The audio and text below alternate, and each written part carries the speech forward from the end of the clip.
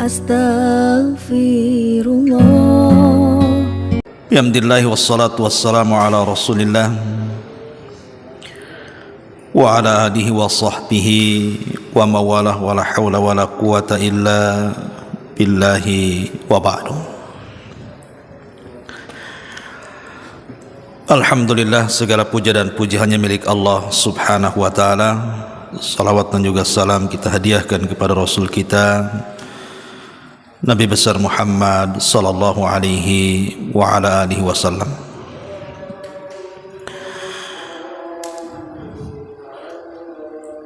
Harusnya pagi ini saya jadwalnya di Puskopkar nih sebenarnya, cuman kondisi masih kurang fit, kita alihkan jadwalnya di masjid di Daula Ilmi. Pembahasan di pagi hari ini kita akan membahas tentang pertanyaan yang sering ditanyakan. Apakah orang yang dikubur itu merindukan orang-orang yang dicintainya di dunia yang masih hidup? Dan apakah orang-orang yang dikubur juga mendengar orang-orang yang datang menziarahinya? Dan apakah orang-orang yang dikubur itu juga mereka saling menziarahi sesama mereka dalam kuburan?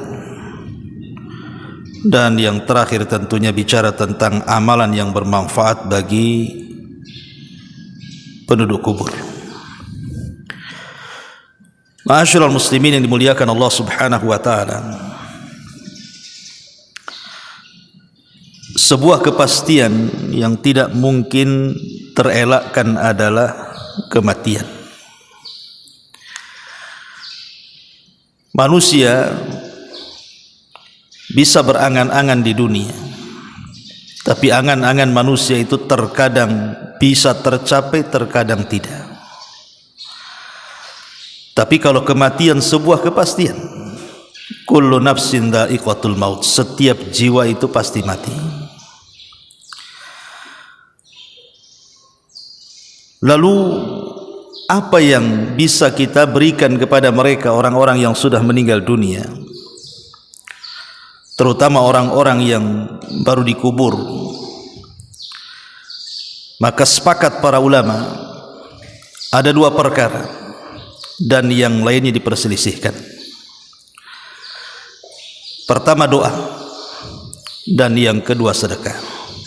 Ini tidak ada khilaf ulama. Tapi selain doa dan sedekah ini dikhilafkan ulama panjang. Maka kita akan menjelaskan yang sudah disepakati saja. Pertama, doa. Ketika Nabi SAW merintahkan kita untuk mensalatkan jenazah, maka di antara doa yang diajarkan Nabi SAW adalah Allahumma ghfir lahu warhamhu wa'fu anhu wa'afihi wa akrim nuzulahu wa wassi' madkhalahu waghsilhu bima'in wath-thalji wal barad wa nakkihi minal khataya kama yunaqqa ath-thawbul abyadu binad danas wa abdilhu daran khairan min darihi wa ahlan khairan min ahlihi wa zawjan khairan min zawjihi waqihi fitnatal qabri wa adzabin nar. Inilah doa yang diajarkan Nabi SAW dibaca pada rakaat ketiga, karena salat jenazah itu diawali dengan Fatihah rakaat pertama, kemudian yang kedua salawat Ibrahimiyah, kemudian yang ketiga pada takbir yang ketiga baru doa yang diajarkan Nabi ini. Hadis ini dikeluarkan Imam Muslim dari sahabat Auf ibn Malik al-Ashja'i radhiyallahu anhu. Jadi Nabi SAW mengajarkan doa kepada orang yang meninggal itu, ya Allah ampuni dia, rahmati dia, maafkan dia, muliakan tempat duduknya, luaskan kuburannya, mandikan dia dengan air, salju dan air dingin, bersihkan kesalahannya. Sebagaimana baju yang kotor dibersihkan, gantikan tempat terbaik untuknya, keluarga terbaik untuknya, pasangan terbaik untuknya, dan selamatkan dia dari fitnah kubur dan azab neraka. Dan Nabi SAW mengatakan, istaghfiru li akhikum wasalu lahu at-tathbit fa innahul an yus'al. Mintakan ampun kepada Allah atas dosa-dosa saudara kalian, dan mintalah kepada Allah ketetapan agar dia bisa menjawab, karena dia sedang ditanya. Dan beberapa riwayat yang tidak mungkin saya baca karena panjang juga, kesimpulannya adalah, kalau seandainya kemudian kita menguburkan jenazah atau menziarahi kuburan, maka doa yang disepakati yang harus kita berdoa untuk ahli kubur itu 3. Pertama, mintakan kepada Allah akan ampunan dosa-dosanya. Yang kedua, mintakan kepada Allah agar dia dirahmati. Dan yang ketiga, mintakan kepada Allah agar dia dapat ketetapan saat menjawab pertanyaan mungkar dan nakir. Ini doa yang disepakati. Jadi kalau antum mengantarkan jenazah atau berziarah kuburan, maka 3 perkara ini jangan sampai ditinggalkan. Ya Allah, ampuni orang ini. Ya Allah, rahmati orang ini. Ya Allah, tetapkan jawaban orang ini. Kalau itu orang tua kita, ya kita ngomong, ya Allah, tetapkan ampunan bagi orang tuaku, berikan rahmat bagi orang tuaku, dan tetapkan jawabannya dari pertanyaan mungkar dan nakir bagi orang tuaku, dan begitu seterusnya. Ma'asyiral muslimin yang dimuliakan Allah Subhanahu wa taala, ini yang pertama. Yang kedua, apakah orang-orang yang dikubur itu merindukan orang-orang yang dicintainya di dunia saat menziarahinya? Ma'asyiral muslimin yang dimuliakan Allah Subhanahu wa taala, terjadi silang pendapat di antara para ulama. Ada yang mengatakan bahwa, seperti Syekh Shalih Fauzan hafizahullah taala mengatakan, ijtihad beliau, bahwa apabila seseorang itu menziarahi kuburan,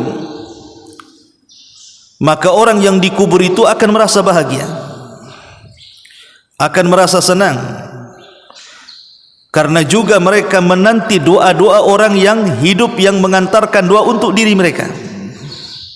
Jadi mereka senang dengan doa yang dihantarkan kepada mereka, bukan karena ziarah kuburnya.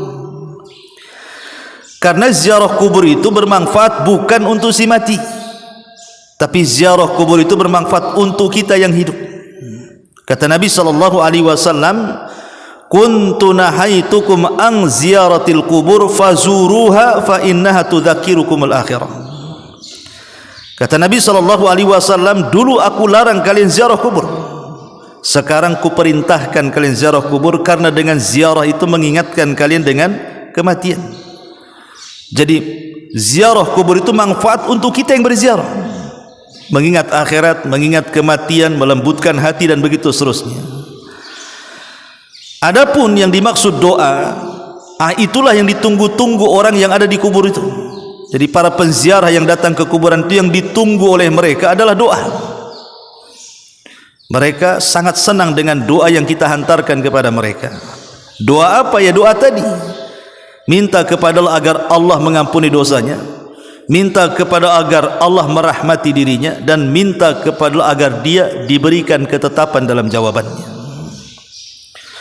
Ma'asyiral muslimin yang dimuliakan Allah Subhanahu wa taala, kemudian timbul pertanyaan, walaupun ini sekali lagi ijtihadnya Syekh Shalih Fauzan hafizahullah taala, karena Syekh bin Baz rahimahullah taala ketika ditanya soal ini, dia mengatakan Allahu a'lam. Kita tidak bisa mengatakan tidak juga mengatakan iya. Beliau tawakuf, ini perkara gaib sampai datang dalil. termasuk juga perkara apakah orang yang ada di kubur itu mendengar.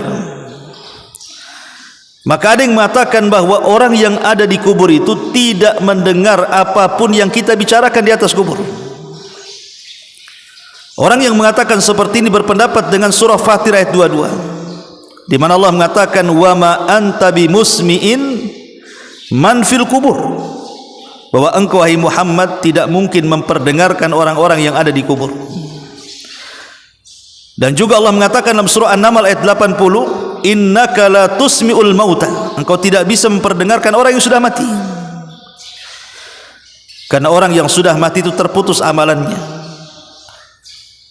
Apalagi kemudian dia disibukkan dengan nikmat kubur atau azab kubur, disibukkan dengan taman-taman sorga atau hufratun min hufarin nar, lubang dari lubang-lubang neraka, sehingga mereka sibuk tidak mungkin mendengar apapun yang kita bicarakan.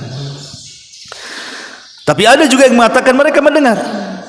Dalilnya adalah ketika Nabi SAW setelah perang Badar, kita tahu bahwa jasad-jasad Abu Jahal, Rabi'ah, Syaibah, Umayyah itu diletakkan di lubang yang ada di Badar.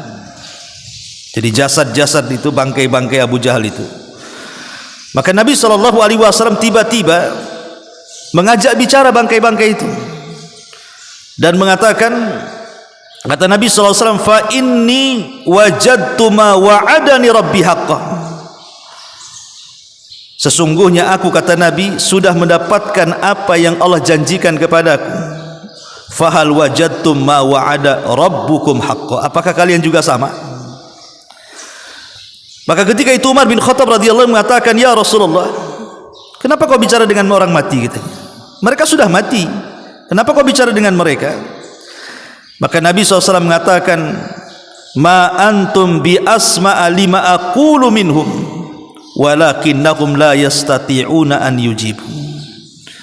Kalian tidak lebih mendengar dari aku kepada mereka, tapi mereka tidak sanggup menjawab.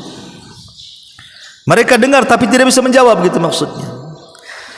Dari hadis ini sebagian mengatakan orang-orang yang dikubur itu mendengar karena Rasul bicara masalahnya, cuma mereka tak bisa jawab. Tetapi sebagian ulama membantah bahwa hadis ini bukan menunjukkan orang yang ada di kubur itu mendengar, karena hadis ini bicara khususiyah Nabi, kekhususan Nabi saja. Sebagaimana ketika Nabi SAW lewat di dua kuburan yang disiksa, kemudian Nabi SAW membelah pelepah kurma, kemudian menancap di salah satu dari keduanya, selama masih kering, kata Rasul, maka ini bisa meringankan azabnya. Ini khususnya Nabi mendengar orang yang diazab. Sama juga di sini. Adapun kemudian berdalil dengan bahwa orang-orang yang dikubur itu mendengar suara terompah, kan ada hadis yang mengatakan, Nabi SAW mengatakan, innal mayyit idza wudi'a fi qabrihi innahu la yasma'u hafqani alihim idan sarafu. Jadi si mayat itu apabila dikubur, maka mereka mendengar suara terompah orang yang mengantarnya. Sebagian mengatakan, lihat, mereka mendengar, karena Rasul mengatakan mendengar. Tapi sebagian para ulama mengatakan tidak, maksudnya di sini mendengar itu saat itu saja, saat dikubur saja mendengar. Apakah mendengar terus setiap ada orang yang ziarah kubur? Tidak, karena konteks hadis ini adalah saat penguburan. Jadi saat kemudian si mayat itu dikubur, kemudian para pelayat dan pengantar itu pulang, disitulah dia mendengar suara terompah sandal yang semakin jauh meninggalkannya.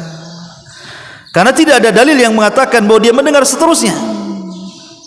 Ini juga bantahan bagi orang yang berpendapat bahwa si mayat itu mendengar.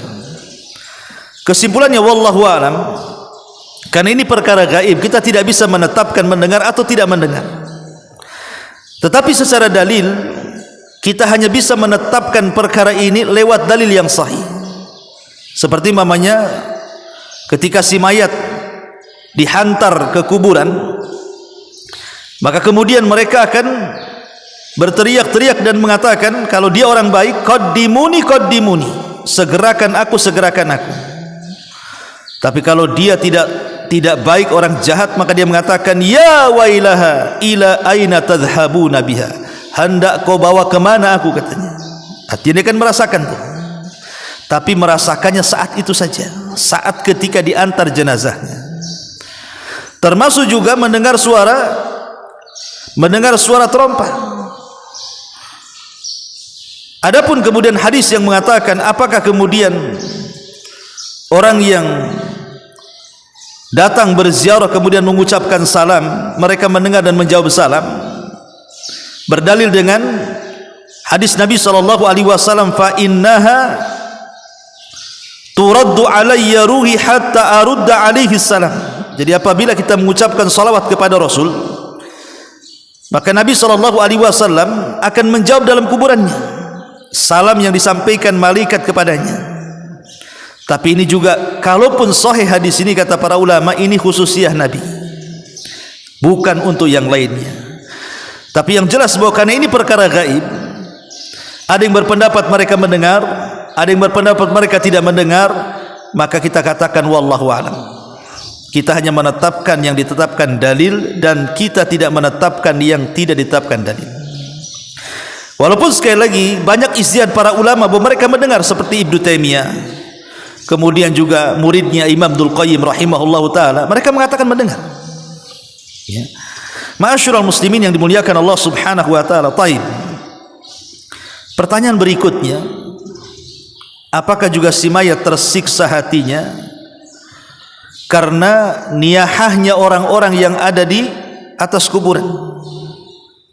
Pemanya ada keluarga si mayat itu menampar-nampar pipi, merobek-robek pakaian, memotong-motong rambut, berguling-guling, berteriak-teriak ala jahiliyah. Ini kan niyahan namanya, seolah menolak takdir.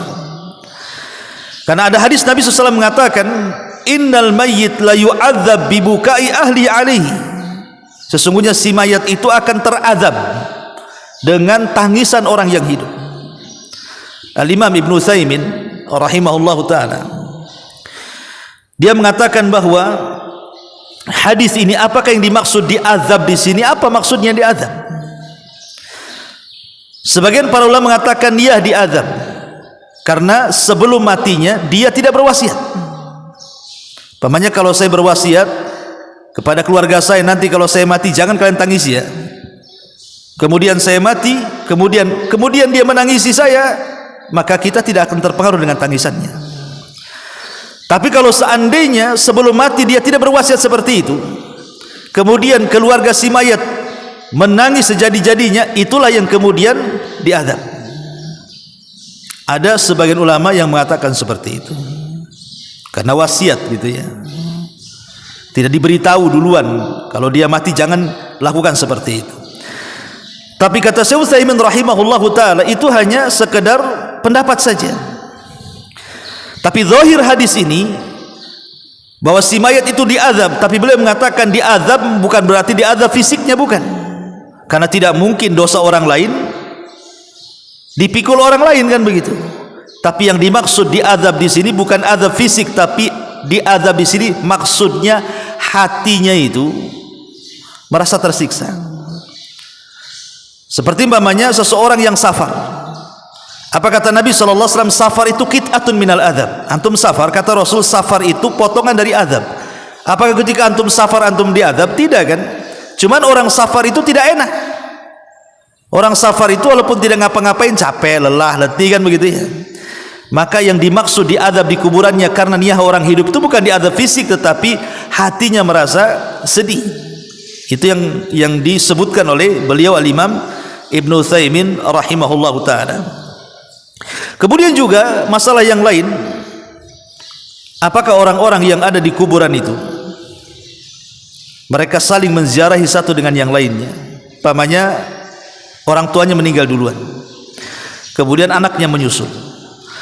Apakah di kuburan kemudian anaknya bisa menziarahi orang tuanya atau sebaliknya?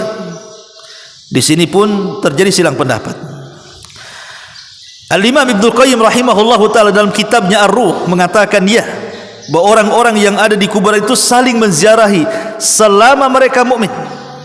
Tapi kalau mereka kafir, maka tidak saling menziarahi. Kenapa? Karena orang kafir sudah sibuk dengan azab kubur. Tapi seorang mukmin diberikan nikmat.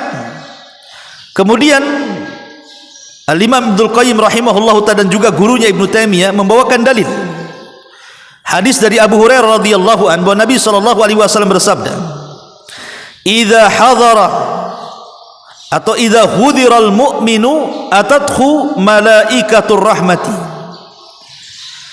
bi jarirati bayda fayaqulun ukhruji radiyatan mardiyah anki ila rawhillah wa raihani wa rabbun ghairi ghadban fatakhruju ka'atya birihil miski hatta annahu la yunawiluhu ba'duhum ba'dah hatta ya'tuna bihi babas sama' fayaquluna ma atyaba hadhihi ar-rih allati ja'atkum minal ardi faya'tuna bihi arwahul mu'minin falahum ashaddu farahan bihi min ahadikum bighaibihi yaqdamu alaihi."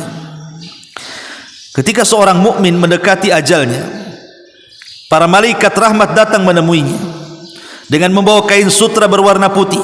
Mereka berkata, "Keluarlah engkau sebagai ruh yang diridhoi dan menuju kepada rahmat Allah dengan bau yang harum dan tidak dimurkai Allah." Lalu ruh tersebut keluar dan mengeluarkan bau misik yang paling harum.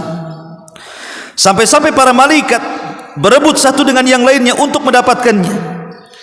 Kemudian mereka pun membawanya sampai ke pintu langit pertama. Lalu penduduk langit pun berkata, "Betapa harumnya ruh yang kalian bawa ini dari bumi." Lalu para malaikat pun mendatangi ruh kaum mukminin yang lain. Ruh kaum mukminin bergembira dengan kedatangan ruh tersebut dengan kegembiraan yang melebihi kegembiraan ketika bertemu orang yang lama tidak berjumpa. Syahidnya yang terakhir ini. Kata Imam Ibnul Qayyim, lihat, orang-orang yang beriman mereka bergembira dengan kedatangan tamu yang baru. Bahkan juga dinukilkan oleh Imam As-Suyuti rahimahullahu ta'ala perkataan ulama-ulama salaf seperti Sa'id bin Zubair, dia mengatakan, "Idza matal mayyit istaqbalahu waladuhu kama yastaqbil al-ghaib." Apabila orang itu meninggal dan anaknya juga sudah meninggal, maka anak dan bapa akan berjumpa dan sangat merindukan seperti orang yang tidak pernah berjumpa kemudian berjumpa. Dan juga perkataan yang sama juga disebutkan oleh Thabit Al-Bunani dan juga Sufyan Ats-Tsauri rahimahullahu ta'ala. Intinya mereka saling menziarahi satu dengan yang lainnya. Ini satu pendapat dari Syekhul Islam Ibn Taimiyah, kemudian juga muridnya Imam Ibnul Qayyim, dikuatkan oleh Imam Suyuti dan ulama-ulama yang lainnya. Tapi sebagian ulama mengatakan tidak, karena riwayat tentang ziarah menziarah itu tidak ada yang kuat, tidak ada yang kuat katanya. Seperti Syekh Sulaiman Ar-Rahaili hafizahullah ta'ala mengatakan tidak ada. Kemudian juga Utsman Al-Khamis hafizahullah ta'ala juga mengatakan hadisnya lemah, karena mereka disibukkan dengan perkara-perkara yang sudah jelas. Kalau dia orang yang beriman, berarti sibuk dengan nikmat kubur. Kalau dia orang kafir, maka sibuk dengan azab kubur. Tidak mungkin mereka saling menziarahi. Tapi sekali lagi ini perkara ijtihad ulama. Kita tidak bisa menetapkan ziarah ataupun tidak ziarah, karena ini perkara gaib masalahnya, kawan. Ya, perkara gaib ini harus berdasarkan dalil yang jelas. Karena juga para ulama ada yang mengatakan berziarah, ada yang mengatakan tidak berziarah. Dan mereka ulama-ulama besar seperti Syekhul Islam Ibn Taimiyah, Imam Ibnul Qayyim rahimahullahu ta'ala, Imam Suyuti dan begitu seterusnya. Intinya bahwa wallahu a'lam, ini perkara gaib. Mereka bisa mendengar, mereka juga mungkin berpendapat ulama yang lain tidak mendengar. Mereka bisa berziarah dengan satu dengan yang lainnya khusus bagi orang-orang yang beriman, ataupun sebagian mengatakan tidak ada ziarah di situ. Wallahu a'lam, tawakuf. Ya, tapi yang jelas bahwa kita beriman kepada Allah Subhanahu wa taala bahwa ada alam yang disebut dengan barzakh. Alam kubur yang memisahkan antara alam dunia dengan alam kuburan. Tapi yang sangat ditekankan adalah bukan permasalahan ini, tapi apa amalan-amalan yang bisa kita berikan kepada mereka. Ma'asyiral muslimin yang dimuliakan Allah Azza wa Jalla, ada 4 perkara yang sangat bermanfaat bagi si mayat. Pertama, berdoalah kepada Allah Subhanahu wa taala dengan doa istighfar, karena istighfar ini manfaat bagi si mayat. Disebutkan dalam sebuah hadis, innar rajula la turfa darajatuhu fil jannah. Ada seorang yang diangkat derajatnya di surga tinggi-tinggi, padahal amalnya sedikit, tapi bisa diangkat derajatnya tinggi-tinggi. Kemudian dikatakan, ya Rabb, aku tidak banyak beramal, kenapa kau tempatkan aku di tempat yang paling tinggi? Maka Nabi SAW terus menjelaskan dalam hadis ini, fayuqalu bistighfari waladika laka. Itu karena istighfar anakmu kepadamu. Lihat bagaimana dengan istighfar anak itu bisa mengangkat derajat kita di sisi Allah Subhanahu wa taala. Maka perbanyaklah istighfar. Kemudian yang kedua, as-sadaqatu, sedekah. Berdasarkan hadis Aisyah radhiyallahu anha, seorang laki-laki datang kepada Nabi sallallahu alaihi wasallam dan mengatakan, inna ummi uftutilat nafsuha. Sesungguhnya ibuku meninggal mendadak, katanya. Wa adhunnuha law takallamat tasaddaqat. Dan kalau dia ada kesempatan bicara, tentu dia akan bersedekah, tapi keburu meninggal mendadak. Fahallaha ajrun in tasaddaqtu anha. Apakah aku dapat pahala kalau aku bersedekah untuk ibuku? Maka Rasul mengatakan, na'am, iya. Hadis ini dikeluarkan Imam Bukhari. Jadi kalau kita ingin atau sayang dengan keluarga kita yang sudah meninggal dan ingin menyelamatkan mereka, maka rajin-rajinlah bersedekah. Niatkan pahalanya untuk orang-orang yang sudah meninggal. Ini yang kedua. Yang ketiga, menghajikan dan mengumrohkan. Menghajikan dan mengumrohkan. Setelah orang yang menghajikan dan mengumrohkan haji dan umroh, baru menghajikan dan mengumrohkan orang lain. Walaupun ini terjadi silang pendapat, ya, ada yang mengatakan tidak sampai, ada yang mengatakan sampai. Tetapi karena ada riwayat yang mengatakan tentang masalah ini, seperti hadis Abdullah ibn Buraidah dari bapaknya radhiyallahu an, dia mengatakan, bainama ana jalisun inda Rasulillah sallallahu alaihi wasallam, ketika aku duduk di samping Nabi sallallahu alaihi wasallam, id atatku imra'atun, tiba-tiba datang seorang wanita, faqalat, dan dia mengatakan, inni tasaddaqtu ala ummi, saya ingin sedekah untuk ibuku. Maka kemudian Nabi sallallahu alaihi wasallam mengatakan, wajaba ajruki wa raddah alaikil mirath. Kemudian dia mengatakan, maka pahalamu akan sampai, pahalamu akan sampai kepada ibumu. Kemudian dia mengatakan, ya Rasulullah, innahu kana 'alaiha saumu syahrin, dia punya hutang puasa 1 bulan tuh. Afa asumu anha, apakah harus aku berpuasa untuk ibuku? Kata Rasul, sumi anha, puasa untuknya, karena itu hutang. Kemudian dia mengatakan, innaha lam tahuj, dia belum haji ya Rasulullah. Apa hujju anha, apakah aku boleh menghajikan? Maka Rasul mengatakan, hujji anha, hajikan untuk dia. Hadis ini keluarkan Imam Muslim. Artinya kalau seandainya kita menghajikan atau mengumrohkan setelah kita haji dan umroh, itu akan sampai pahalanya untuk orang tua kita. Ini yang ketiga. Yang keempat adalah qadha'u nadrihi. Kalau memang orang tua kita punya wasiat, punya nazar, punya keinginan, maka sampaikanlah wasiat itu, laksanakan wasiat itu, karena wasiat itu akan sampai kepadanya. Fa innallaha ahaqqu bil wafa, Allah lebih berhak untuk dibayar wasiat dan hutang-hutang orang tua. Dan banyak pembahasan ini ma'asyiral muslimin yang dimuliakan Allah Subhanahu wa taala, tapi yang jelas bahwa inilah amalan-amalan yang sangat bermanfaat untuk orang yang sudah meninggal. Mudah-mudahan manfaatnya. Subhanaka bihamdika asyhadu an la ilaha illa anta astaghfiruka wa atubu ilaik. Allahu ta'ala alam. Assalamualaikum warahmatullahi wabarakatuh.